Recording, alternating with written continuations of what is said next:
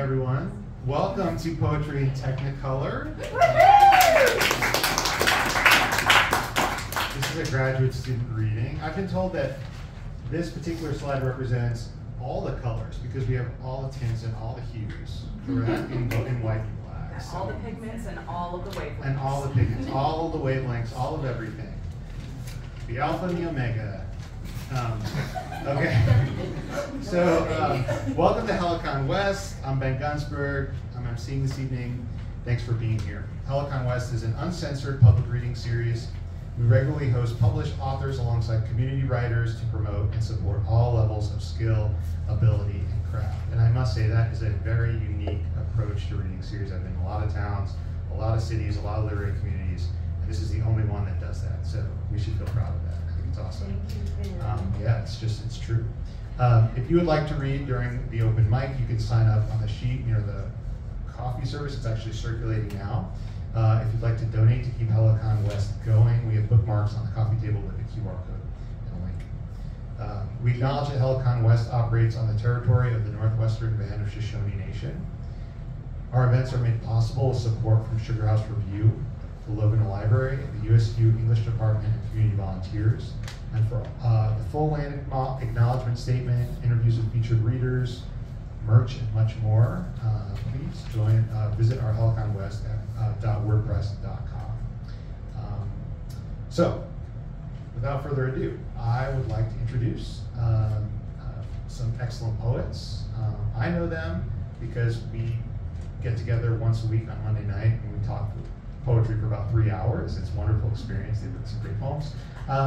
As far as the theme for this evening, we're calling it Poetry in Technicolor. We're trying to sort of come up with something that sort of unifies everyone's work. And honestly, we have such a range that we couldn't really find one particular thing, but the cool thing about colors is that they represent lots of different things. They can represent emotions, and in some cases they represent actually elements of the poem themselves. Sometimes it's a representative of the sort of emotion of the poem, other times it's actually things in the poem. So I think that the readers will probably introduce whatever concept they're kind of working with before they read. Okay.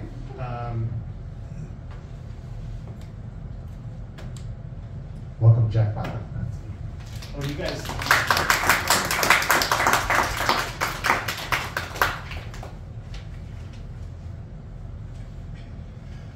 Hello, I'm pretty sure I'm going first because I'm the newest poet. So I have chosen the color reddish brown that is meant to evoke a voice crying out from the dust, because this is a biblical poem. Shocking, I know. The Love Song of Jonathan. I say unto thee, when the prophet wrote that David and I made a covenant to love one another even more than our own souls, how couldst thou not see such an oath for what it is? Yea, that day we married our souls, my anointed one and I, knit them into one. Indeed, they are knit together still. But that is not all. When I perished, my David, slayer of giants and the Lord's chosen, declared his love for me to be sweeter than that of women. And in thine open heart thou didst still teach that we were mere brothers in arms, comrades, friends. Cast this aside. I shamed my mother for David, the giant slayer. Indeed, I forsook my father and my throne, even the throne of all of Israel, for David, my beloved outcast. When his aching soul cried out in the wilderness of exile, I sought him out and comforted him, and he comforted me under the veil of night. In thy laws it is written, thou shalt not lay with man as with woman, for it is an abomination, such should be put to death. I tell thee now, though, if you could see his gentle fingers at the heart, his tender touch with his family's lambs, and the curl of his hair in Lord's own starlight, if you could hear the trace of sorrows behind every laugh, the sweetness of his singing voice, the reverence of his prayers, all thy laws, creeds, commandments, all thy forbiddings of our love would shatter, and the Lord himself would soften thy heart alongside his. David, the son of Jesse, David, King David, my David, our knitted souls cannot be parted. What God hath joined together, let no one separate. I will see thee once more, we shall hold one another again. And if not, I say someone will avenge us, someone will know us, someone will remember us, even in another time. Thank you.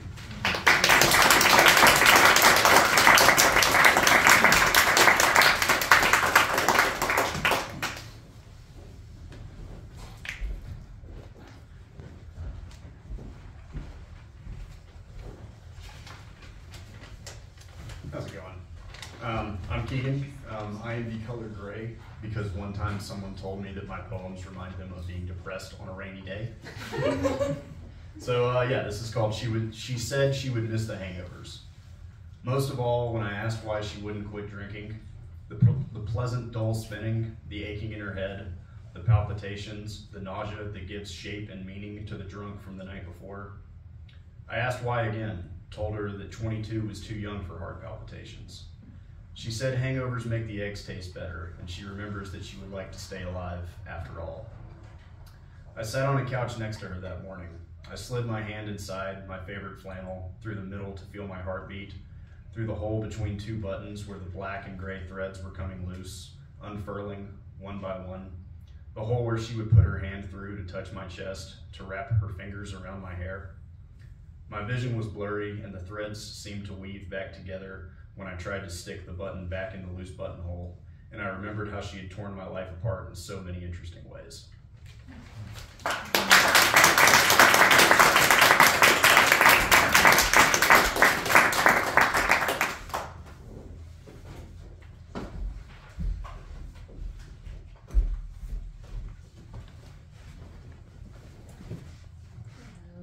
I'm Sandra, and I have the color yellow, which will hopefully be evident as to why I want to read my poem called To Let It Live. Dandelion petals like warm butter squirm, writhe away from my gloved fist, and I admire their symmetry, strangle the stem. There's beauty in this weed though, isn't there? A happiness false in this wickedness. If roots remain, the seedlings overtake thin yellow almond slices, melt them down into a silver cotton constellation, so frail they'll break form at hint of a whisper. That of a young child plucking out my sin, entranced by wispy gray, this fragile state, bringing the desperate flower to her lips, the feathery blades scattered to new ground, soon to take root, set free with a sigh.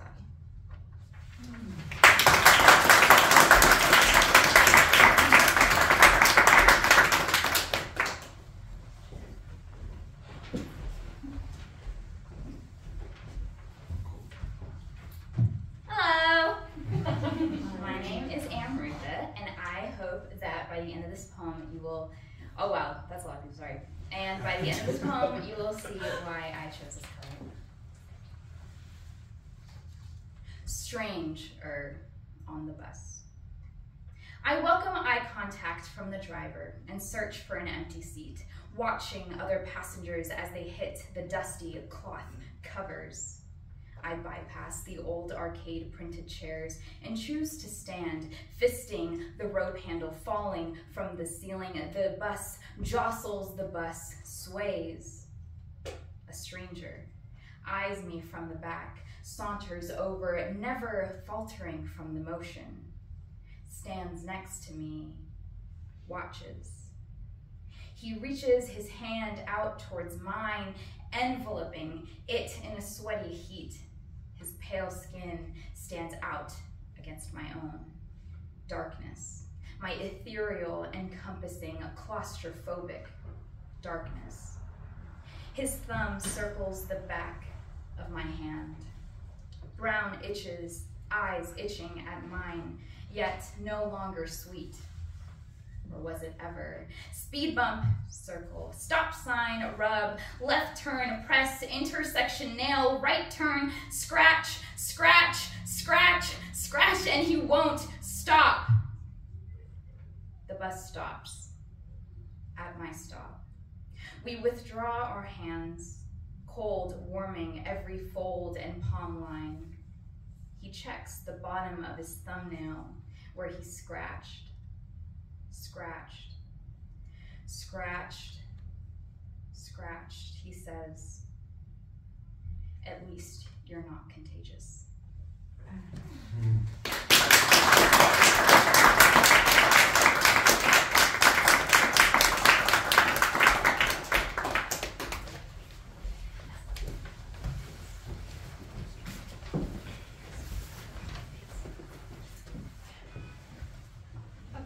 To follow.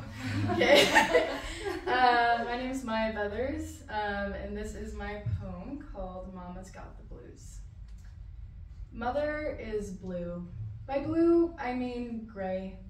The bags under her eyes sink into her bones in a man made me too tired to give a shit kind of way. She should be asking if I've eaten, but I'm asking what's eating her. Her house is a frosted glass box. It shakes in skinny shadows, neglect, neglect, neglect. Burnt butter toast is wax in my throat. These walls are too loud. Mother is a squashed blueberry under Dad's foot. She tells me she wants to dye her hair blonde, but her hair is already blonde. The Aryan bullshit tastes like the time I poured orange juice in my Wheaties. When I was 8, Mother was an ocean with hidden sand dollars and crabs that pinched at my ankles. The waves licked at my toes and I squealed like a piglet in the mud. The beach is blurry now. I try to reach the shore, but I run in an endless loop of parking lot to fence, to fence, to fence, to fence. Mother sews shadows with blue smoke. My toes curve outward like spider legs. She pulled the thread too tight again. I scrub my skin till it bleeds, but it still smells burnt. It's not Mother's fault that she's blue. And by blue, I mean gray. She paints her face in red, yellow, purple, but no matter how hard she tries, she'll always be blue. I want to swim, Mama. I want to swim with you.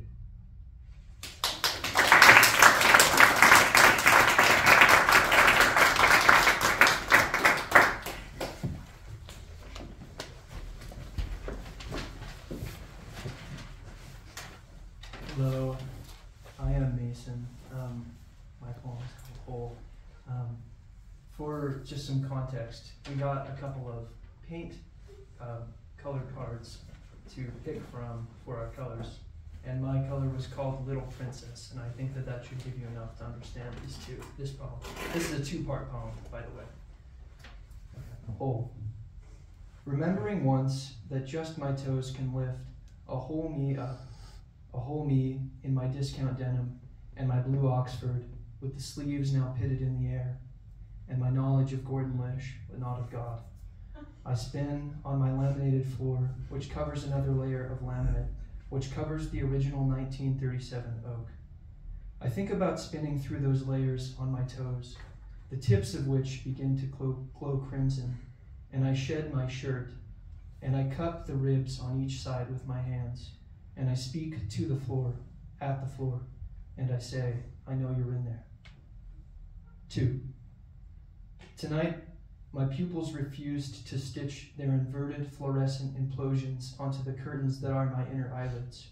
No phosphenes, no REM. No wonder I lay awake, feeling isopropyl fumes splay my esophagus grip, when the whisper, which pirouetted over my wife, and punctured an agglutinate oval between my lips where I was inhaling, for I am a mouth breather, said, I know you're in there. And, not knowing if I was subject or object, I said, yes, please.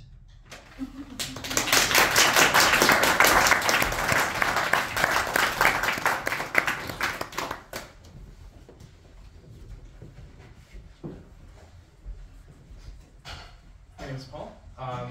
I've chosen #7FF000 because I think it's sufficiently unpleasant. The bodysuit did not arrive in time, unfortunately. So you can see the title there for yourself. I don't remember watching the news that day as I, a child, felt more concerned with dinosaurs and insects. Every day since, I have heard the roars of reptiles long past overdue and the desperate drone and buzz of bugs clamoring for something more. Older now, I still don't watch the news, though I'm no longer concerned with dinosaurs or insects either. I look at a photo from 1999. My memories look like this, grainy, washed out, now overexposed and undersaturated. I long. Were they quieter then, or is it just that this picture is silent?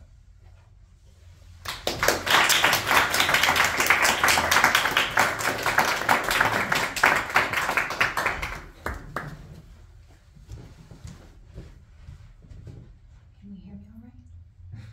Wonderful. So my poem features the sea. However, My color is the color of cyanosis, which is the color that skin turns when the blood is not properly oxygenated. Oh, they weren't kidding about this dock being kind of slippery, huh? The other day, I fell into the sea. The swooping pit of fear rooted below my ribs pulled me down like a stone. Stars of breath floated from my lips and my reaching fingers. The dolphin didn't see me. The pufferfish floated on by. The swordfish turned away, and still I fell.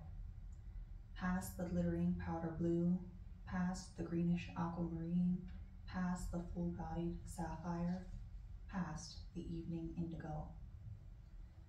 Void, the color of my swooping pit, flowed into my vision like the water flooding my corpse.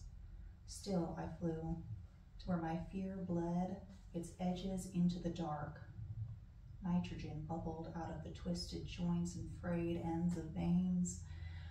The pressure broke my bones, crushed alveoli so fragile and small, diaphragm flattened my shattered spine. And there, where the cold burned as numbing as the flame, my corpse collapsed, an exhale of defeat. A jellyfish floated on by, shaped like an organ pulled out of me. What are you? It said. Alone, I said. That is fine, the jellyfish said. Everyone is here. Where are you going? I said. The dark, said the jellyfish, as red as blood, as black as my swallowing sea of fear. That is the only place to go. There is nothing else. I believed the jellyfish. It was hard to argue, with my teeth in my throat, with my air long stolen. Where are you going? Asked the jellyfish. Nowhere, I said. I am dead. That is fine, said the jellyfish. My swallowing pit, vibrant, black as blood, ate me right up. Thank you.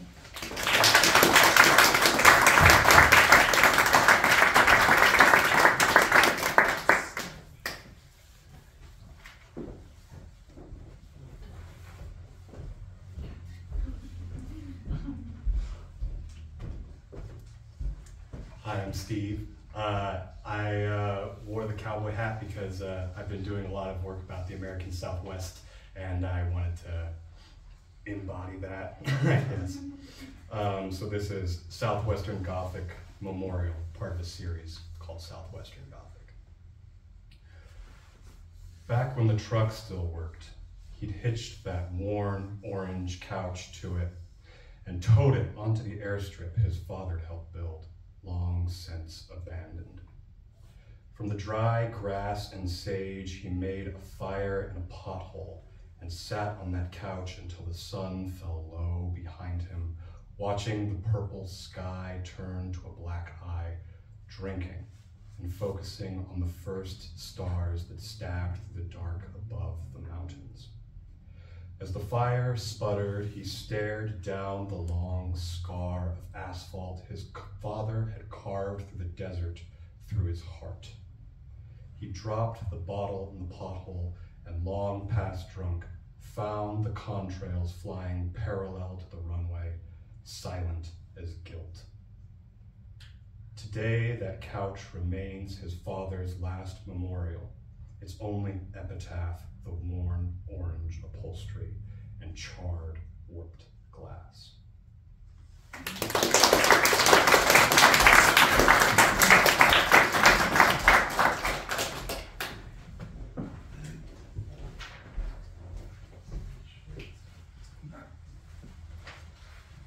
Okay, so this color, according to some rando on the internet, is the exact shade of blackberry juice. Not sure if that's right or not, but the internet says it is. Okay, so my poem is called Stained Skin.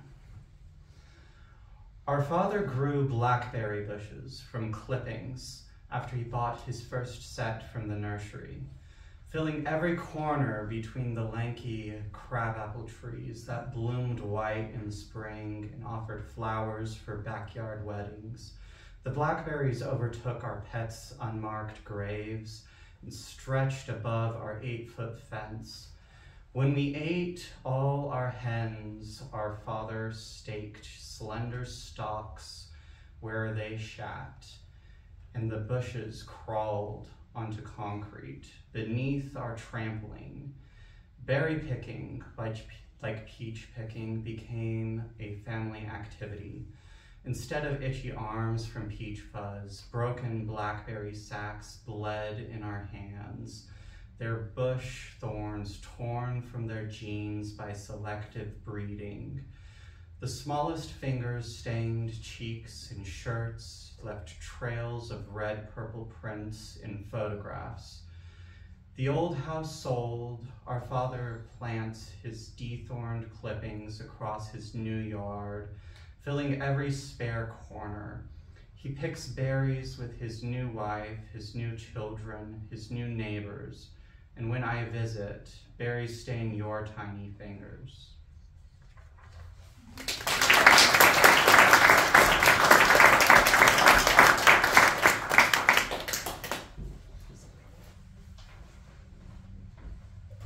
All right, that was great. So one more round of applause for all.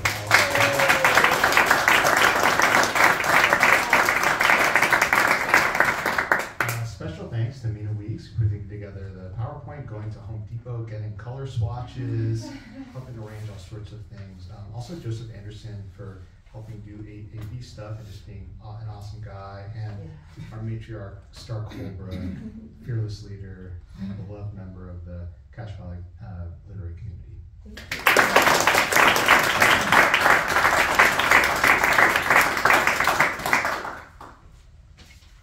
Star's always so organized. She gave me a script, so I feel like I should not depart too far from it, as much as I like to improvise. Okay, so, and now for our open mic. Each reader will have up to 7 minutes to read. After the sign-up sheet should be circulating. Does someone have it? Is it back there, where it's supposed to be? Yes, great, it's there. If you want to sign up for reading, just go over there. So 7 minutes, or we will politely tackle you and drag you off the stage. No, wait, that's not what No, it says we will. Oh no, we will politely applaud you off the stage. If you do not wish to be recorded for our YouTube archive, please tell us before you read so we can turn off the camera. Okay. I think that's it. Star, did I do okay? Okay, awesome. All right, and I don't actually have the clipboard, so I will see who the first reader is. Oh, do sign up to read. We have time. Sean is here. Sean should read. Sorry, Sean. Sorry. Oh, yeah, and let's give a hand to Sean, who's been doing this for so long.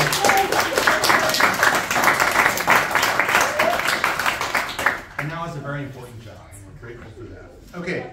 So it looks like we have Chris first, and Ashley second, and someone else? And Star, great. This is an option. I can read as well, Ben. Yes. Really? Thanks. All right. Others? I'll pass it around if you get free. All right, great. So Chris is first, and then Ashley, and Star, and then Sean.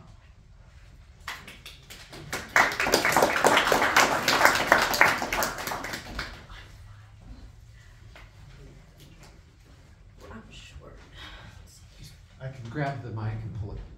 Yeah, if it's there. That's smart. All right, so I'm Krias. I chose a random poem that I wrote a while ago. So this is The Last Laugh. It's funny, not in a sane way, but I just broke my funny bone. That kind of funny. I do not choose to laugh at it, or rather my hand is forced. An uncontrollable reaction, last-ditch attempt to keep the pain from showing. But that changes nothing. For the truth lies not in truth, but the eyes of the beholder, and to them I am happy, simply because I am laughing, and I have no right to complain. I mean, that was my intention, right? Make them think I am fine, so why are my spirits even lower? I've succeeded. I should be celebrating this accomplishment. And yet I long to stand before the devil, enjoy the sweet release of his embrace, a final high as I plummet. If I'm lucky, even God will cringe. Then my revenge will be completed. Maybe that is why I'm sadder.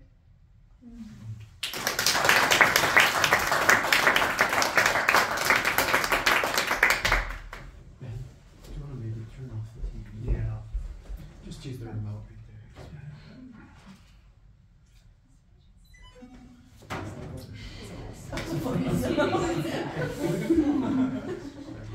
Hi. Okay. This poem is called Elegy.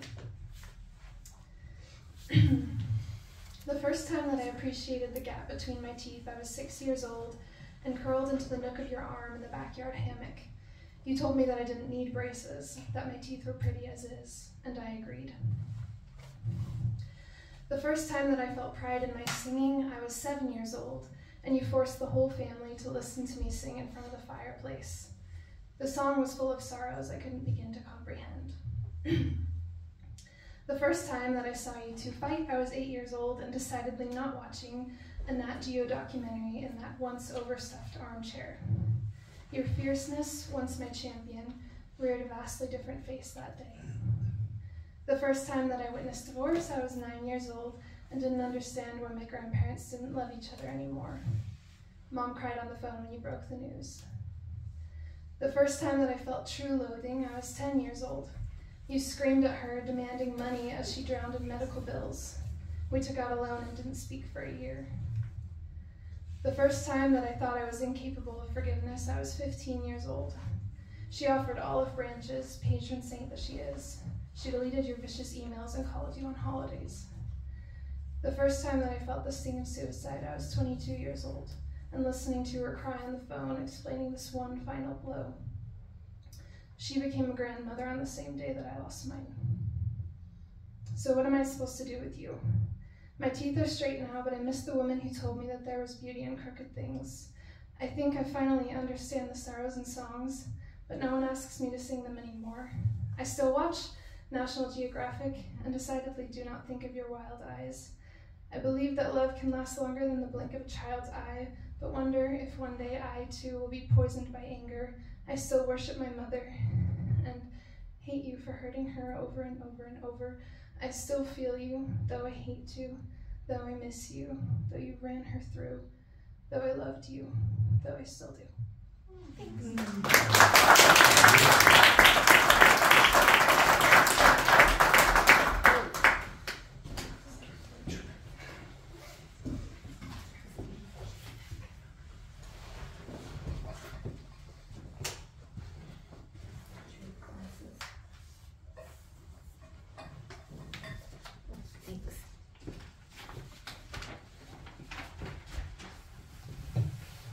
What a wonderful reading. Thank you, everyone, and thanks to the open mic people. This was so nice.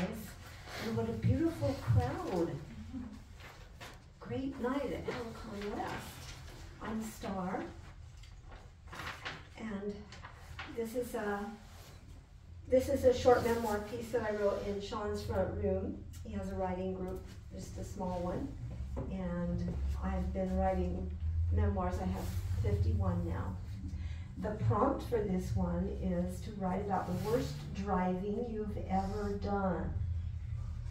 Mother met Oline, her new husband-to-be, at a church dance 17 years after my dad died. She was 68, he was 60.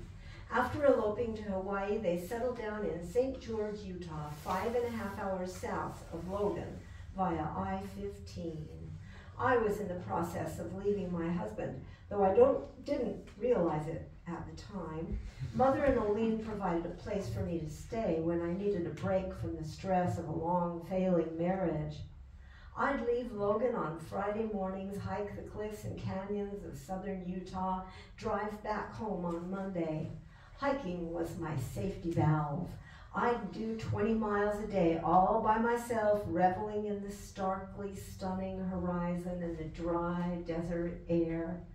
I carried a couple of insulated wine bags full of water with cords that I could sling over my shoulders. That's all I'd take with me. Leave Mother's place at daylight, arrive back home in time for supper. I hiked fast all day, hiked like hell, hiked myself right out of the marriage, as I like to say when I told the story later. I drove like hell too. Like a bat out of hell, as they say, eager to detach from my claustrophobic glass ceiling of dark emotion, low pay, mean man. I'd get in my red Camaro and beat it out of town while he was still sleeping off a drunk or heading to his 5 a.m. meat-cutting job. Oh, the freedom of that nearly empty 1980s freeway, my red car passing trucks like they were standing still, truck drivers trying to hem me in sometimes, trying to protect me, I think, a lone young woman in a red sports car driving like her life depended on it. Addicted most of my life to driving fast, and now addicted to southern Utah sandstone country. I'd try to beat my time getting there. 5.5 hours shortened to 5, then 4.5. If I hit 120 between Beaver and Fillmore, skipping lunch and bathroom breaks, I could make it all the way in 4.5 hours. After my divorce, after Oline died and Mother moved to Idaho, there wasn't a reason to hurry anymore. I met a new man who was laid back and easygoing. He and I took leisurely road trips. When he was driving, we went the speed limit, took in all the sights. He walked slow too, head down, looking for petroglyphs, pictographs, arrowheads. I had missed a lot driving and walking so fast, headed for that far horizon. I needed to speed. Time was too precious to waste it on the journey when my destination was to save myself. I'm safe now, I've slowed down, but I still like to tell the stories of driving fast, like the time I raced a guy in a shiny black Mercedes-Benz on that Beaver to Fillmore stretch of highway, 130ing it together until he surged ahead and I chickened out, impressed as hell.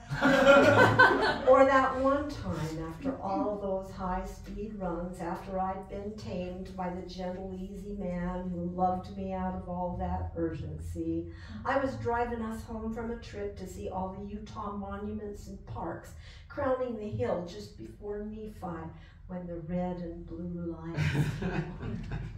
The highway patrol officer sidled up to my window, a real nice guy. He said, "How fast did you think you were going just now?" I said, "I guessed I might have gotten up to 75. He nodded. "More like 80. You know, you want to watch that speedometer a little better." I thanked him. I said I would. No ticket. My new man was flabbergasted. "You never get a ticket. You've never gotten one?" "That's right. I haven't.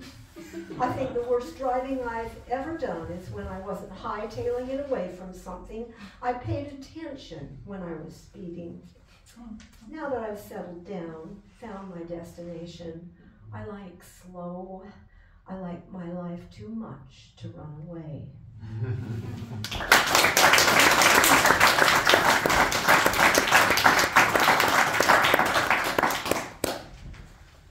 So next we have Sean, Amber, and Brooke. Between Star and Amber? What? Might not be the Amber anymore. Oh. Still good. Okay, I'm gonna read a piece as well. Can we turn off the recording for this? Yep, give me just 1 second. Okay, thank you.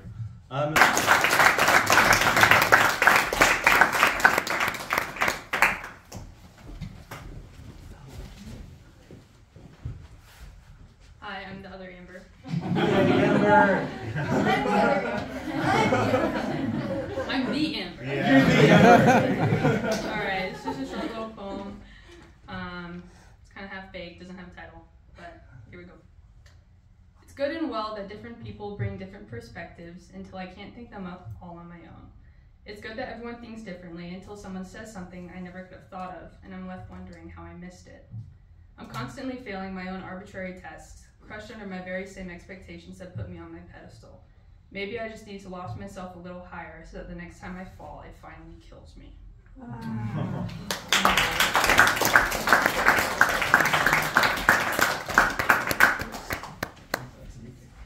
Next up, we have Ashley W. and then Jack. And anybody else who wants to go?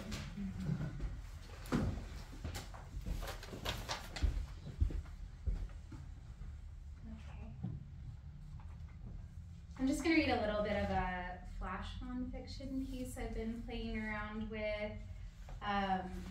It started as 250 words, and then I gave myself a little more room to experiment, and all the poets are like rolling their eyes and yawning and all of that, but we'll see how it goes. So this is to be known. When I arrived at Joan's greenhouse on the quiet cul-de-sac, she already had Sky, the red-tailed hawk, perched on the porch. I'd moved from Iowa City to Utah 3 years prior, and this was my first visit back. For all of us volunteer wildlife educators, Sky had always been one of the more difficult birds to handle, vibrating with a feral undercurrent compared to the others. The social vulture who enthusiastically untied our shoes, the peregrine who ripped through the air to land with a thud on our gloves. All of our birds came to us after injury or imprinting left them unable to return to their native skies. Sky had come from a poor guardian, a falconer who'd hurt her, who'd broken her wing. Although healed, it would always sit askew, tilting her off balance. Despite having been broken once, Sky was untamed and confident and skeptical. As a woman who's experienced harm at the hands of men, I couldn't help but imbue this with meaning. Sky and I gravitated toward one another, and I quickly became her only handler beside Joan. Soon, Sky would begin coming home with me for days at a time, giving us longer stretches to bond and build trust. Perched in my office while I worked, a surreal confluence of the wild and overwhelmingly mundane, Sky would watch with her reptilian eyes. I'd stare back, wondering what was behind them, unreadable. When I held her on my forearm, she'd lean against my chest, balancing herself. I found it sweet and endearing, this tangible need from a creature so powerful in her corner of the world, but I knew that was not how she viewed it. With her talons clenched tightly around my wrist, she was dinosaur and primal. That ancient charge remaining in her damaged red-tailed hawk body would not allow her to feel affection toward me in the woefully limited human ways I understood it. And I wouldn't have wanted her to. I love Sky for the feral nature that remains despite human harm and human kindness, for the fact that I cannot fathom what roils through the sea of her brain. I sat on Joan's porch with Sky, who turned slowly to fix her eyes on me, and there they stayed. Gutted, I could tell she recognized me, that she was trying to place me once again with each tilt of the head. After drinking me in, she shook her entire body, lifting and fluffing her feathers, momentarily resembling a chicken more than a hawk, a rouse, a sign of comfort and contentment in birds. A beautiful, mysterious thing to be known by she who is unknowable.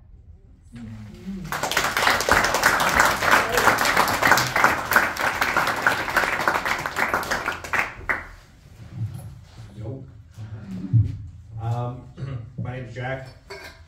This poem is it was an exercise, so I'm only using 10 words. And one of the words is birth, but it's not like giving birth, it's like birth, like range. You know, that definition. It's called historiography. It's kind of weird. I, the struggling, complicit, velvet cake, soaked with blood dye, clammy in your birth, you, rot and heedless, I, struggling to comprehend your rot, but heedless and complicit, and the birth's historiography plugs heedless into rot, I, soaked by rot, you, complicit in your birth, and the blood circle struggling. You but I or you. Creosote glazes the velvet cake, plugs the blood beneath, crusted, and complicit.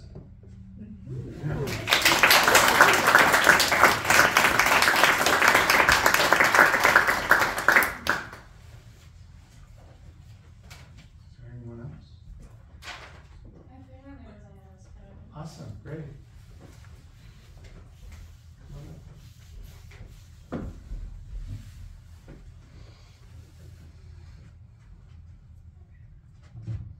Sorry, I'm like pulling them up. I've never done this before, so. Welcome. All right.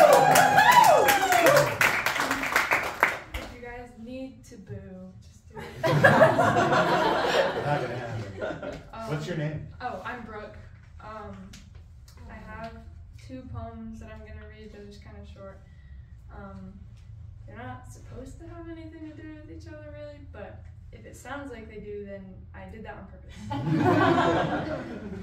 So this first one is called Worship. Something about crashing through stained glass, except that's not what it is it? You are staring at the swirling reds and purples and greens, geometric shapes forming a sunlight-streamed painting. The sharp edges look like lacerations, like it's already been broken. You sit quietly in the pews, always quiet, bleeding out. Arms folded, mouth moving, eyes wide open, never breaking eye contact, never breaking what you hate. You stare at that glass until it's bleeding like you, praying like you, quiet like you. Reverence is a silent, violent thing. This devotion to destruction. You cannot help but blaspheme. An impious heart crying against crossed arms that it might be spared this time from worshipful hands that can't help but wreck, raise, ruin, running you through glass, staining themselves in the process. You sing out silent begs, supplicating in the sun. Maybe they will let you leave this time. Your hands know better though. Violence is a silent, reverent thing. You cannot help but worship. And then,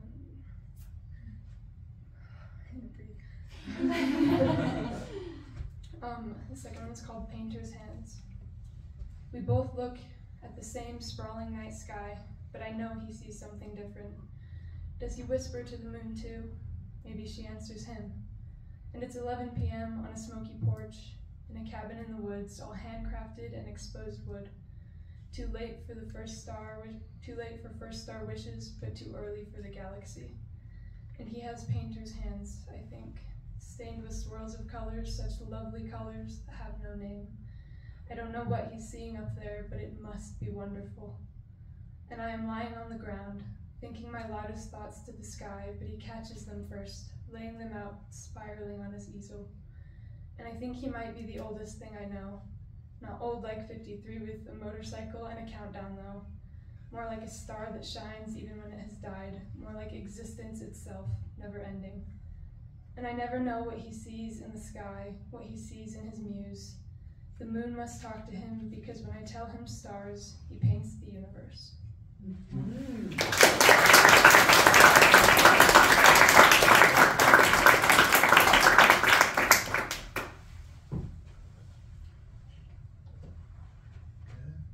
That was beautiful. That was just beautiful. Really, thank you for those generous readings. It was really gorgeous. Thank you all for coming. I'll see you around the halls of Raby West. And then we're having Yeah, a Helicon West Christmas birthday kind of reading. When is it? Okay. I didn't know. We're off script now. I don't know about this. Second Thursday. Yeah, the second Thursday of December. So it is December 14th. Yeah. December 14th. You can come here. read more stuff right here. All right. December 14th. Come back here. It'll be great. Yeah. Yeah. Thank you so much.